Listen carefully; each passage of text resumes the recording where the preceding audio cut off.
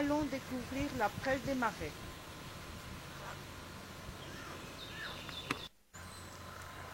En latin, Equisitum palus. La prêle des marais, comme son nom l'indique, pousse dans les marais, les lieux très humides autour de certains étangs, de mares et de tourbières. Appelée également herbe aux grenouilles, les prêles des marais poussent en colonie et sont rarement isolées. Vu que ces rhizomes peuvent atteindre 2 mètres de profondeur, elles n'ont pas toujours les pieds dans l'eau. Attention, elles ressemblent à la prêle des champs, surtout les tiges stériles, mais les tiges fertiles, à l'inverse de la prêle des champs, poussent en même temps que les tiges stériles. Ne jamais cueillir de la prêle des champs vers les marais, et surtout s'il y a des tiges fertiles qui sont reconnaissables à leur épi que voici. Remarquez bien les tiges fertiles et stériles de la prêle des marais, ici côte à côte, observez son épi. La tige fertile peut comporter plusieurs rameaux avec épis. L'image suivante est tirée de Wikipédia que nous remercions.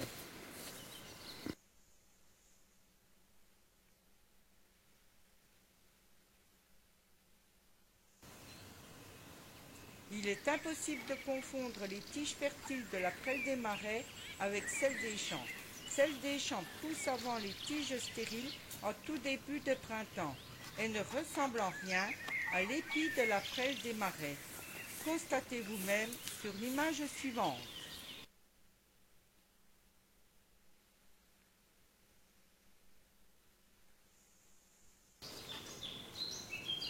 Vu que la prêle des marais est toxique, mieux vaut apprendre à la distinguer de la prêle des champs, que vous pourrez découvrir sur l'autre vidéo. Ceci est l'épi de la prêle des marais qui pousse en même temps que les tiges stériles.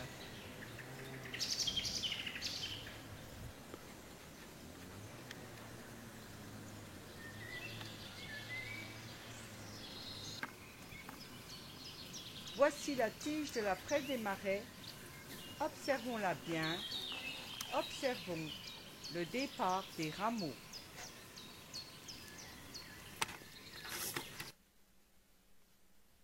La hauteur du fourreau est beaucoup plus haute que la distance entre la tige et le premier nœud des rameaux.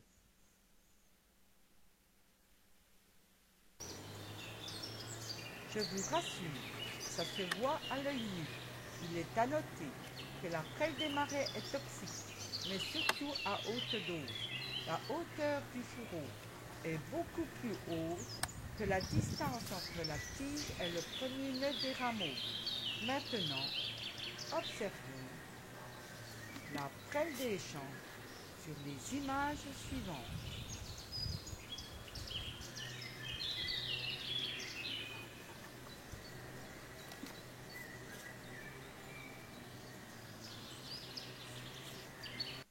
Ceci est la tige d'une prêle des champs.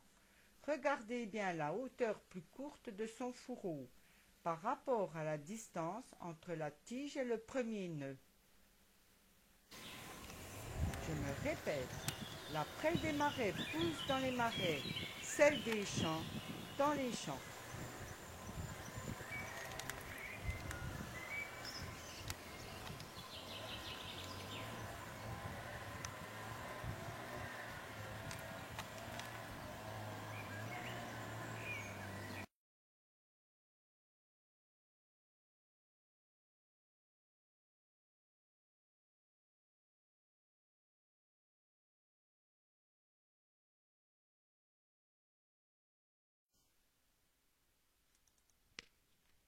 En latin, Equisitum telmatea, appelée aussi grande prêle ou grande queue de cheval.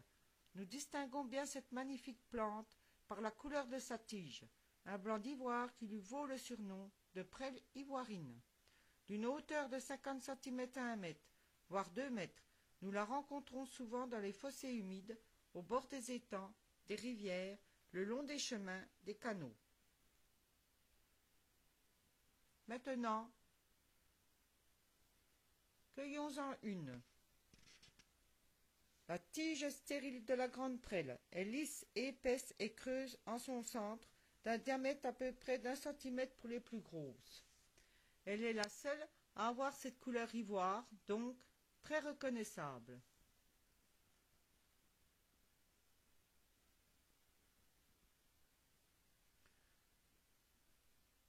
Nous sommes dans le Doubs 25, dans la vallée du Dessoubre, réputée pour la pêche et la randonnée.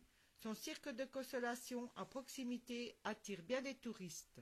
La tige de cette fougère est cannelée, articulée au nœud, à intervalles d'environ 1,5 cm à 4,5 cm pour les plus grandes. Nous observons bien les verticilles de rameaux au niveau de ces nœuds qui se forment en dessous des collerettes.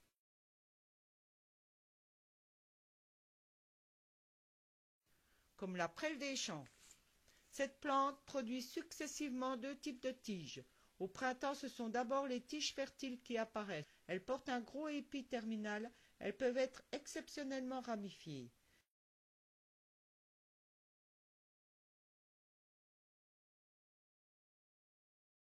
Mais très vite, elles vont faire place aux tiges stériles très ramifiées, ce que l'on aperçoit à l'écran. Il semblerait que les grandes prêles ne soient pas utilisées en phytothérapie.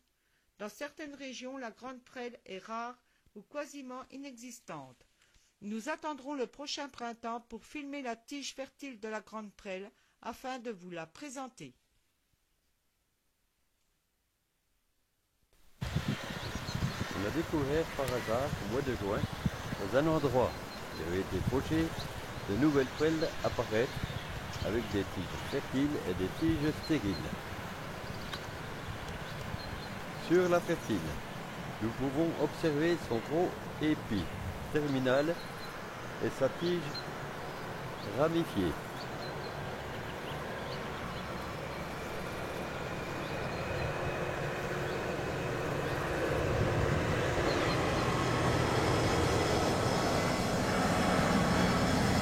Observons la différence des pointes des deux tiges.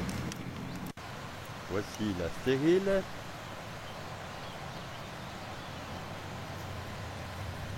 Et voici la fertile avec son épi.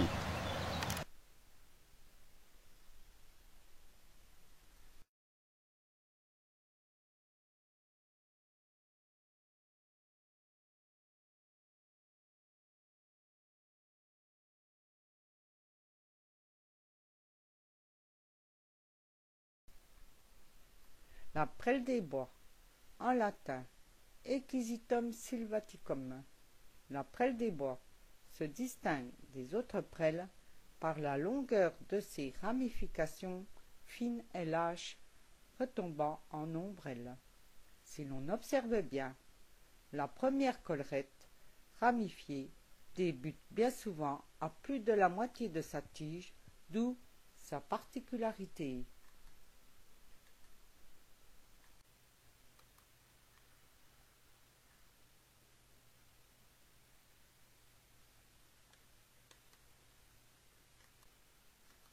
Comme la prêle des champs et la prêle ivoirine, la prêle des bois produit deux tiges. Parfois, elles apparaissent simultanément. La première, la tige fertile, est un peu ramifiée. Nous observons ses courts rameaux verticillés. Ce que l'on aperçoit à l'écran, c'est la tige stérile de la prêle des bois. Très présente en France, la prêle des bois se raréfie dans certains pays et doit être protégée. Dans le Doubs, nous en rencontrons encore beaucoup. Nous sommes dans la vallée du Cusansin, à Lannan 25360, où nous pouvons admirer l'une des plus belles fontaines classées en Franche-Comté.